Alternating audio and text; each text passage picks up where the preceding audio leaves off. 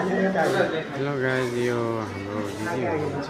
दिदीको भर्खरै अपरेसन भइरहेछ र 27 तारिकको अपरेसन भएको। त्यो हुन कारणले गर्दा हल्का बाहिर यसो हिँडडुल गराउनुपर्छ भनेर डाक्टरले भन्दैछु। उहाँको किडनीको अपरेसन भएको हस्पिटल हो गाइज, उहाँलाई हेर्न सक्नुहुन्छ। यो हस्पिटलमा अहिले हामी बसिरहेको छु र के गर्नु, त्यस्तै हो। कोही घरले आउँदैन, दुःखले मात्रै आउँछ र के गर्नु गाइज, त्यस्तै छ। के हामीलाई अब सुख भइदिएको भए त किन आउनु पर्थ्यो र दुःख भने यस्तै छ। एउटा अपरेसन भयो, किडनीको अपरेसन भएको, अझै 3टा अपरेसन हुनु बाँकी छ गाइज। यस्तै छ सुख दुःख भन्ने।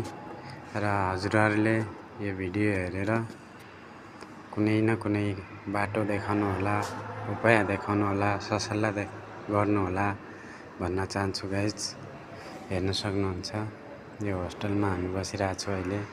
अब भोलि डाक्टरले बोलाइरहेछ, भोलि फेरि चेक गराउनको लागि हामी जाँदैछु गाइज। हस् त, धन्यवाद भन्न चाहन्छु।